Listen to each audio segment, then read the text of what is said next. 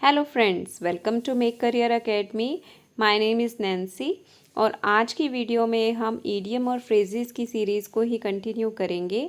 आज की वीडियो में जो ईडियम्स मैंने लिए हैं उन ईडियम्स में आपको बी और हॉर्स ये दो वर्ड्स कॉमन मिलेंगे। तो जब हम एक तरह के ईडियम्स को एक बारी में करते हैं तो that is very easy to learn. That's why I have thought कि हम कुछ कैटेगराइज कर कर ईडियम को लर्न करना स्टार्ट करते हैं।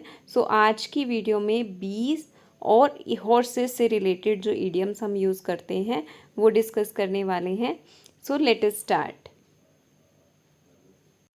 Our first idiom is to make a bee line.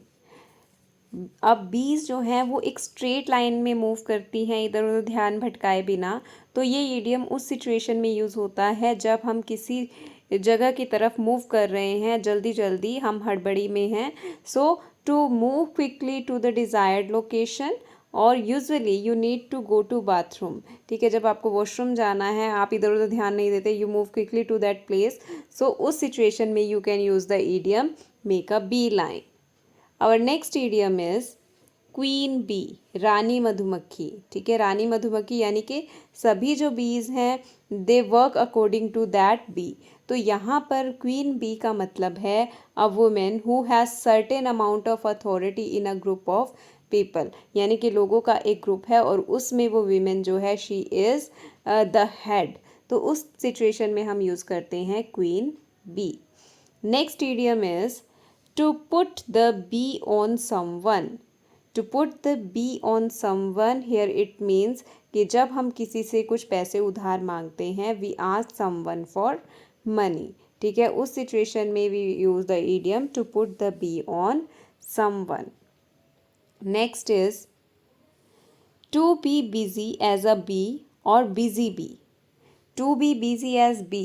अब बीज क्या हैं, सारा दिन बिजी रहती हैं, हनी इकट्ठा करती हैं, फूलों पर मंडराती हैं, वहाँ से हनी इकट्ठा करती हैं और फिर अपने बी हाइव पर जाकर वो जो है बी को उसमें कलेक्ट कर देती हैं। तो वो क्या करती हैं, सारा दिन खुद को बिजी रखती हैं। तो बिजी बी एक ऐसा इडियम है जो ऐसे पर्सन के लिए यूज़ हो रहा है जो कि बहुत बिजी रहता है अपना काम करने में। To be really busy in one's work. ठीक है, नेक्स्ट इज हनी माउथेड।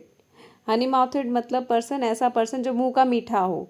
ठीक है, ऐसा पर्सन जो मुंह का बहुत मीठा होता है और दूसरों को अपनी तरफ क्या कर देता है, इम्प्रेस कर देता है। सो टू बी परसुएसिव और स्मूथ विद वर्ड्स, जो मीठा बोलते हैं इस तरह के पर्सन को बोलते हैं हनी माउथेड।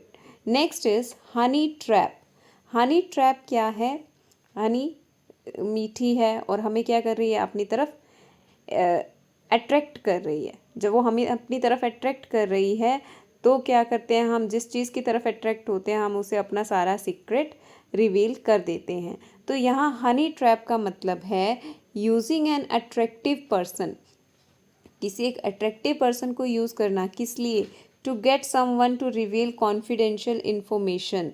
ठीक है, कि कोई अपना राज भी तुम्हें बता दे। अगर आप अट्रैक्टिव हो, आप किसी को अपनी बातों में उलझा लेते हो तो उस टाइप का पर्सन जो है कोई भी सीक्रेट इन्फॉर्मेशन ला सकता है। So honey trap is use for that attractive person who get information, collect confidential information from that person. Next idiom is bee's knees।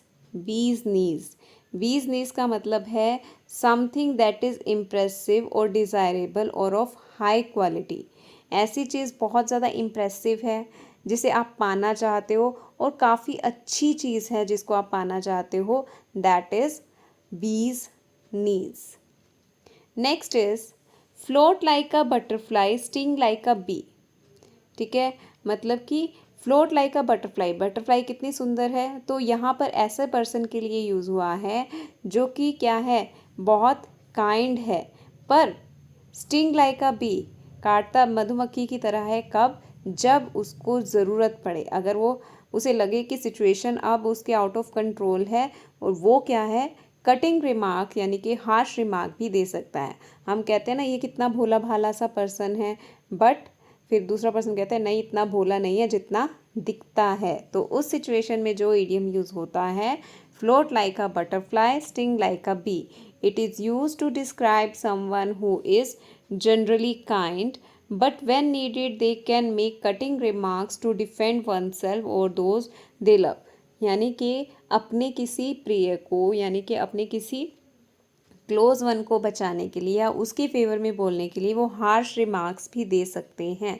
ठीक है, ऐसा पर्सन जो बहुत ही काइंड दिखता है, ठीक है, बहुत पोलाइट दिखता है, पर जब ज़रूरत पड़े तो वो हार्श कमेंट भी दे सकता है, तो इस तरह के पर्सन को बोला जाएगा float like a butterfly and sting like a bee. Next is horse of a different colour.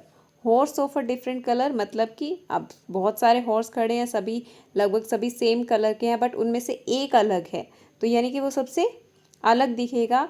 तो यहाँ पर एंटायरली डिफरेंट इशू और सर्कमस्टांस के लिए ये इडियम यूज़ होता है, या कुछ ऐसी चीज़ जो हमने कभी एक्सपेक्ट नहीं की थी, समथिंग अनएक्सपेक्टेड थिंग्स के लिए जो कि बिल्कुल डिफरेंट है इश्यूज, उसके लिए हम horse of different colour use कर सकते हैं idiom. Next one is get off your high horse, यानी कि आप घोड़े के ऊपर बैठे हो तो आप बहुत ही रेप्यूटेड लग रहे हो और आप ऐसे लग रहे हो बहुत ही एरोगेंट हो, पर जब हम कहते हैं कि get off your high horse, अपने बस अब घोड़े से नीचे उतर जाओ भाई, मतलब अब क्या हो जाओ, बहुत विनम्र हो जाओ, यानी कि मोर हम्बल और एग्रीएबल हो जाओ। ठीक है, so to be more humble और agreeable means get off your high horse. Next is eat like a horse. Eat like a horse मतलब ऐसा खाना कि मतलब इतना सारा खाए जाना, ईट इन अ सरप्राइजिंग अमाउंट, बहुत ज़्यादा खा लेना। ठीक है, ईट like a horse, eat in a surprising amount. Next one is horse sense. Horse sense means it is a common sense one might use from rugged or practical experience, यानी कि horse experience ऐसा experience जो हमने अपने experience मतलब ऐसी knowledge जो हमने अपने experience से कमाई है, rather than education, सिर्फ किताबों से नहीं, हमने practically जो wisdom gain किया है उसके लिए हम यूज़ करते हैं हॉर्स सेंस, क्योंकि हॉर्स जो है बहुत ही क्या है, मेहनती है, और मेहनत से जो उसने सेंसेस मतलब जो उसने विजडम लिया है वही उसके पास है। तो यहाँ पर इडियम यूज़ होता है प्रैक्टिकल विजडम के लिए, यानी कि जो नॉलेज जो विजडम हमने खुद के प्रैक्टिकल एक्सपीरियंस से गेन किया है रादर देन बुक्स और एजुकेशन। ठीक है, उसके लिए यूज़ होगा horse sense. Next one is hold your horse. Hold your horses means to wait, slow down और होल्ड ऑन, मतलब ठहरने के लिए, किसी को बहुत कोई हबड़ा दबड़ी में है, मुझे ये फटाफट कर लेना है, but we say hold your horses means to wait और टू स्लो डाउन और होल्ड ऑन, कि हाँ थोड़ा ठहर जाओ। ठीक है, next is horse play. Horse play a rough और राउडी प्ले। रफ और राउडी प्ले मतलब बहुत खतरनाक से तरह का प्ले जो है, दैट इज एक्ट जो है, that is horse play. Next is put the cart, sorry cart है यहाँ पर, put the cart before the horse. Put the cart before the horse, अब कार्ट जो है, जो घोड़ा गाड़ी है, घोड़े के पीछे लगाई जाती है, ना कि आगे, यानी कि यहाँ पर क्या बात की जा रही है, जो थिंग्स हैं, जो काम हो रहा है वो रॉन्ग सीक्वेंस में हो रहा है। ठीक है, so put the cart before the horse means do things in a wrong order और सीक्वेंस, जो काम पहले होना चाहिए वो बाद में हो रहा है, उस सिचुएशन में हम कह रहे हैं you put the cart before the horse, तुमने तो घोड़े के आगे ही उसका घोड़ा गाड़ी लाकर खड़ी कर दी। So do the things in a wrong way, यानी कि पहले ये काम होना चाहिए था पर तुमने दूसरा कर लिया, in that situation we say put the cart before the horse. Next is don't spare the horses. ठीक है, don't spare the horses means hurry और मेक हेस्ट, मतलब जल्दी जल्दी से अपना काम करो, उस सिचुएशन में हम मीडियम यूज़ करते हैं don't spare the horse. Next is one horse town.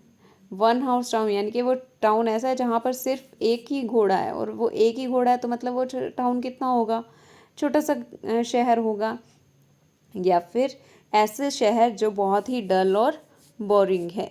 So to describe a small और अनरिमार्केबल टाउन, डल और boring. Next is dark horse.